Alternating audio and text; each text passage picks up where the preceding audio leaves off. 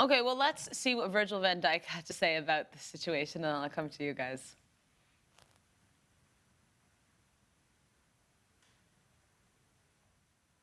Obviously, you've just mentioned it there, the big talking point, the big incident. I was looking at you. I've seen you be angry before. You was very angry today. Have you got to talk us through that? What your opinion was on that? It was a solid tackle.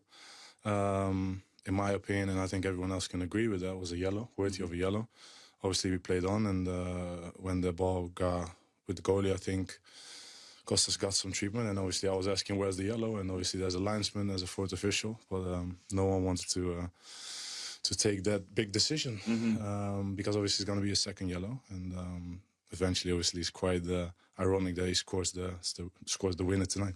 And obviously he scores with Tsimikas being off the pitch as well, which must feel like a double blow as well, right? Yeah, obviously the whole situation I think it's not great. It's not great, but yeah, we can talk about decisions all day long, and I think last year I've been in the bad books already in the beginning of the season. So you know, we just keep going. You know, I think the ref today with his team made a mistake in this particular moment. Everyone unfortunately can make mistakes, but it was quite an obvious one in my opinion.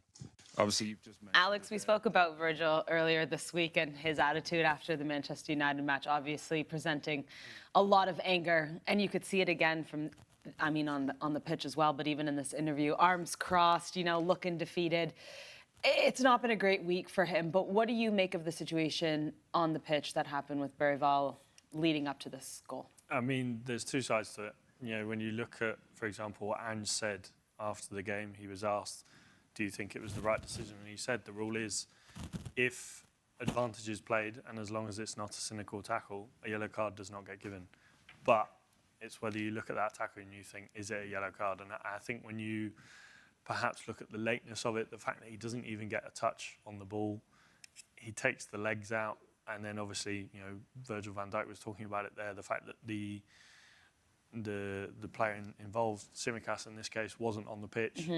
I think, to be honest, when I look at it, I do think it should have been, you know, pulled back. I do think it was a foul. I do think it was a yellow card, and I think on this occasion the referees have got this one wrong. Clinton? Well, I mean, like what Gary did say, he said, you know, the referee did play an advantage to that one, and you know, it's just one of those situations where it just didn't go your way, right? Clearly, you know, clearly it was a foul. It did deserve, you know, a second yellow. We should have sent the player off the pitch. But the ref, okay, let's put it this way. What if, as he let the ball, you know, continue, Liverpool got a goal?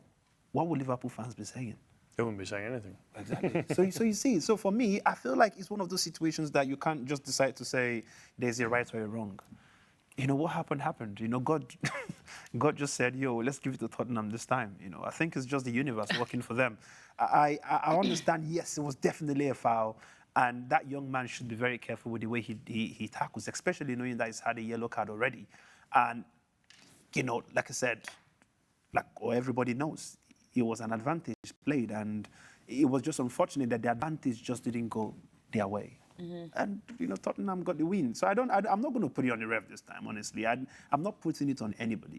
It just didn't go where Liverpool wanted it to go. Simple. Sorry, Liverpool. No, Gary, that being said, there's obviously a second leg, and that second leg is at Anfield. And Tottenham only have a 1-goal advantage here. Should Liverpool be that worried about this one? Nah, they shouldn't. I'm not sure why they are complaining too much. They have the capacity, like we said, you know, yesterday in my books was an aberration. They didn't play well, you know, that well. And I mean, Spurs got the opportunity and they took it. I mean, Spurs could have won by 2-0, right? Wasn't it? Wasn't a goal disallowed? Yes. Dominic Solanke in the 82nd, I believe. By the way, that I would feel have like been he some was the narrative. man of the match for me, though. Brilliant. Yeah. So, I think Liverpool shouldn't be too worried. Just get back onto the training ground, watch the tapes, find out what their mistakes are, and deploy the personnel. I think they have more than it takes to turn this around. more than a tick. Do you guys agree? Liverpool shouldn't be too stressed out? I think they'll get the job done. Been looking at Spurs' record at Anfield recently is not very good. We know how good Liverpool have been this season, and obviously with a busy period coming up with Champions League, and it feels a bit separated. It's hard to put the two games together with a month in between, but I think Liverpool get the job done. Clinton? No, definitely. I feel like Liverpool, they definitely do have what it takes to come back and still be the ones to qualify. However, we still cannot rule out Tottenham because fact is, we saw how Tottenham played yesterday. It wasn't like they played really bad. They've got really good players as well. Like, I feel like Tottenham, they could go head-to-head with Liverpool if they wanted to. They have the caliber of players.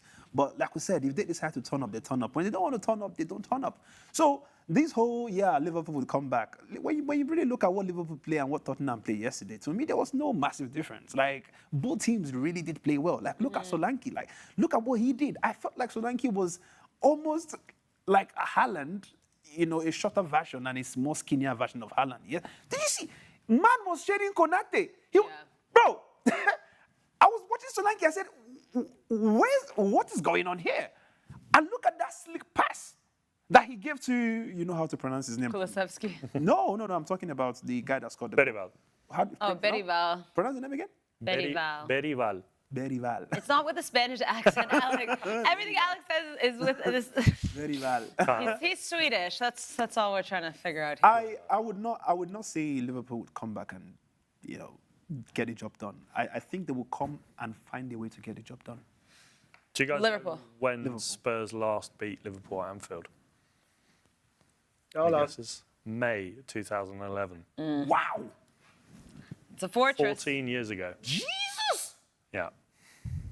It's definitely not a great sight for Tottenham. But credit to Tottenham. We spoke about Solanke, but also we have to give some credit to the keeper. Kingsky came in 3 days ago, 21-year-old, made 6 saves for them. He did it for his family, though. Sorry?